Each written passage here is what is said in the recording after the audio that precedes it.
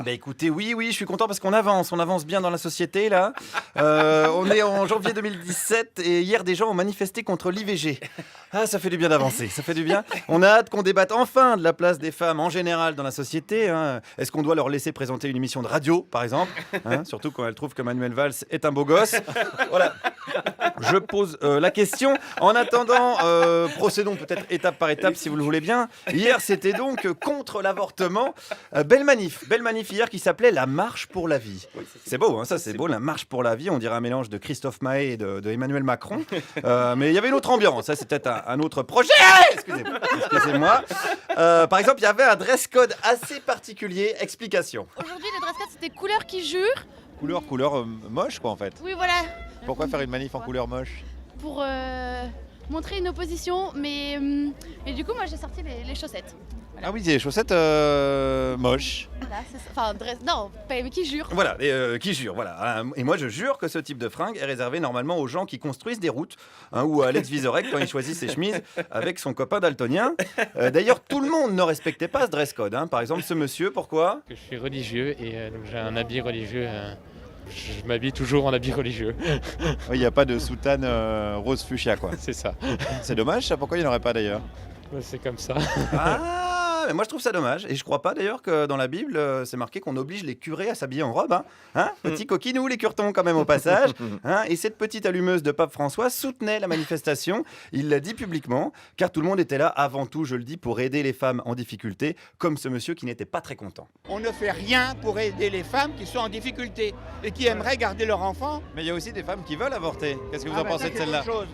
Ben ça, je ne suis pas là pour juger. Voilà, donc quelqu'un qui veut avant tout aider les femmes et qui n'est pas là pour juger, un point de vue modéré, je dirais, qui fait plaisir. Donc j'ai poursuivi avec lui, on reprend. Je ne suis pas là pour juger, mais il faut reconnaître qu'un avortement, c'est un meurtre. Bon, il y a d'autres meurtres. Ben là, ça ressemblait à un jugement quand même. C'est pas un jugement, un meurtre, c'est un meurtre. Ça, c'est quelque chose de... Il n'y a pas besoin, non, il n'y a pas besoin de juger pour le savoir. Ah oui, bah alors du coup, vous la jugez meurtrière. Eh ben oui. Ah bah oui, mais comme tu disais l'inverse de phrase avant, bah c'est compliqué de te suivre. Alors c'est une manière de pas juger un petit peu particulière. Moi, sans le juger, je pense que ce monsieur dise de la merde. Ah voilà, mais sans jugement, attention, en toute objectivité, bien sûr. Simplement, factuellement, faut le dire, beaucoup de femmes meurent à cause des avortements illégaux dans certains pays. Alors ce monsieur pensait aux femmes, cette femme pensait, elle, aux enfants. Finalement, ce sont des milliers d'enfants qui n'ont pas le droit de vivre, qui sont considérés comme inexistants, comme Vous pensez qu'ils souffrent ces enfants qui n'existent pas? Évidemment. Bah bien sûr, on a une pensée pour tous ces enfants qui n'existent pas, hein, pour ces demi-enfants aussi, hein, qui terminent dans un sopalin ou une vieille chaussette qui traîne au pied du lit. Hein, Alex, hein, Hippolyte, on a tous connu ça.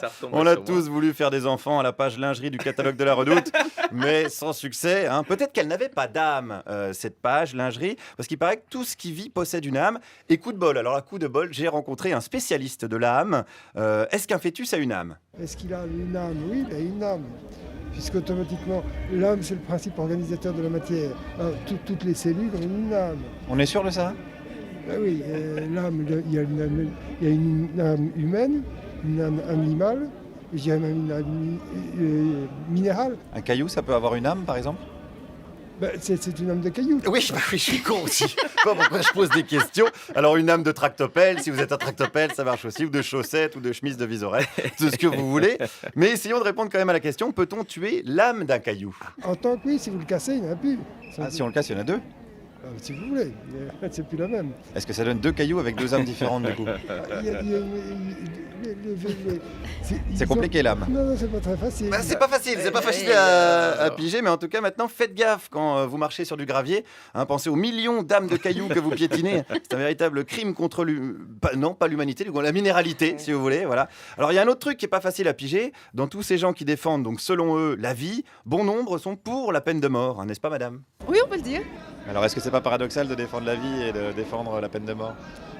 Non, je ne crois pas, parce que dans certains cas, il faut prendre des moyens pour protéger la vie présente et qui est vécue positivement. Il faut s'organiser socialement pour la préserver.